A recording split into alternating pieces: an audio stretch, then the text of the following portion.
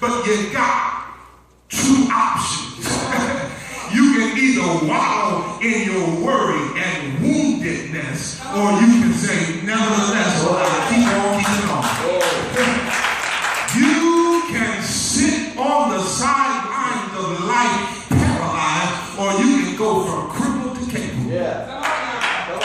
You can stay stuck in unforgiveness. You can stay stuck on the edge of depression and on the edge of going over the deep.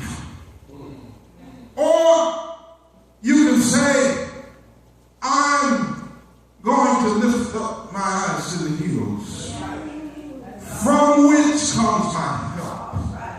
And I know that my help comes from the Lord. Yes, life is hard sometimes. Life gets weary sometimes. And I'm here to tell you, God never promised that days would always be easy. But one day, he said, I'm going to wipe all of your tears away. And that's reassuring. Because nevertheless, it's the power that's working on the inside that matters the most, Davis. That matters the most, visitors. It's the power of God who picks us up every day when you don't feel like getting out of bed. It's the power of God that says, keep on going. Don't stop because somebody needs you. Don't quit because somebody needs your help. They need your power. Sometimes I don't feel like going to work, but I know I'm going to get up anyway because somebody is counting on me to show up and do what I have to do. I know I got to show up because I don't show up. Somebody has fallen by the wayside. And so I might be crushed. I might be hard pressed. I need you to stand next to me on every side. Now I want you to lean into me. I'm hard pressed on every side. And it seems like there's no way out. This rubs me up. They're pressing me.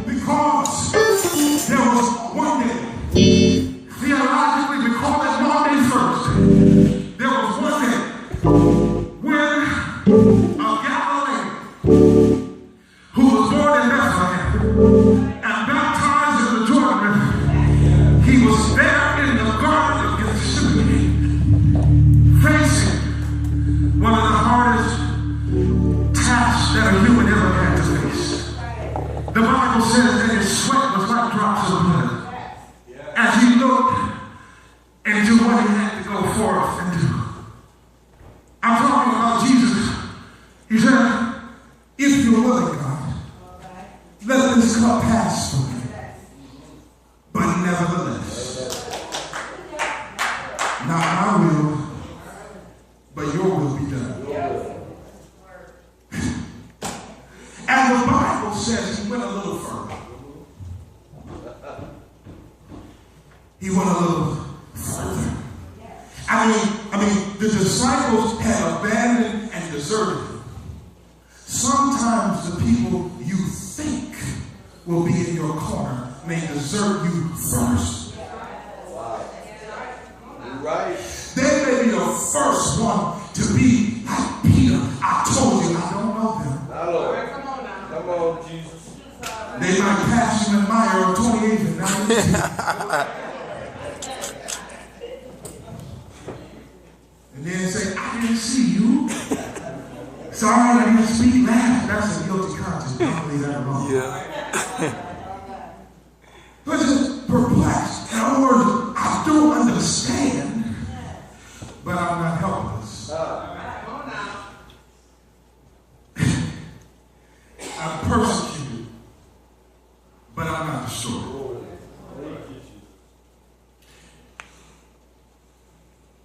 The Bible says many are the afflictions of the righteous, but the Lord will deliver them from all.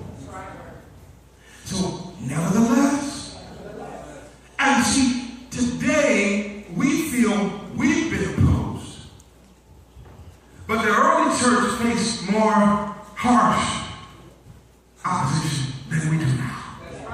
They were beaten, they were hung for their beliefs.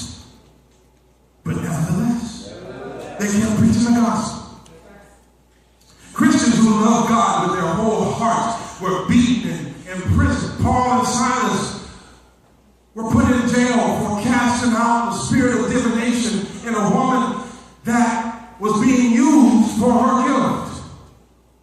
They were put in the inner stocks of the jail. But nevertheless, they started praying and singing hymns to God. And the Bible says that about midnight, there came an earthquake.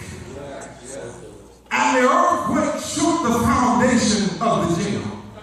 And they were released from the jail. But they didn't run. They stayed right there because they wanted to show that this all-surpassing power was from God and not from them.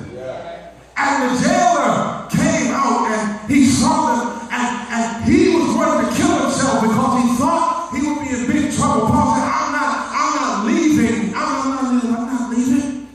Man saw God in Paul and Silas so much until he said, what must I do to be saved? And the Bible declares that him and his whole family got baptized. See, that's what I'm saying. You have two options. If you don't take anything else today, you have two options. Either you can give up or you can say, nevertheless. See, Paul faced harsher penalties than some of the persecution that we consider penalties today. They talked about me. Well, how about he was put in an inner cell and lashed and beaten, and it was probably smelling less than desirable in the cell. But nevertheless.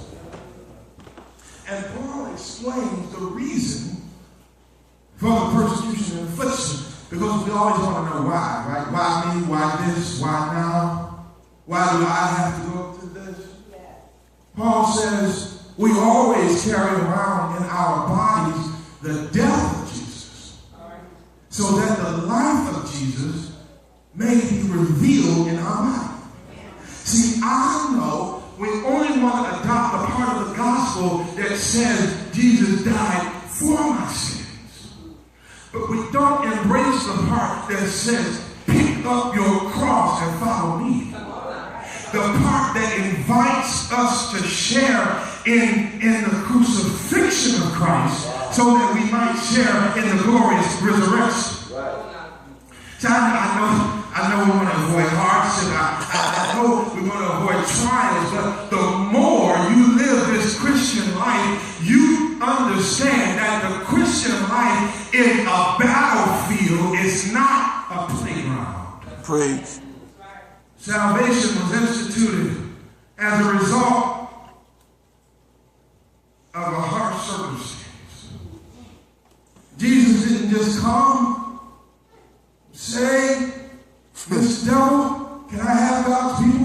Preach. He didn't come to earth and overthrow the Romans like the people thought he would. His victory was on a hill near Jerusalem, on a cross. But because of the love of God, he endured the cross because he saw the joy that was set before him. Am I preaching the word? See, Hebrews 1 through 12, 1 through 3 says, we are surrounded by a great cloud of witnesses. Let us throw off everything that hinders us in the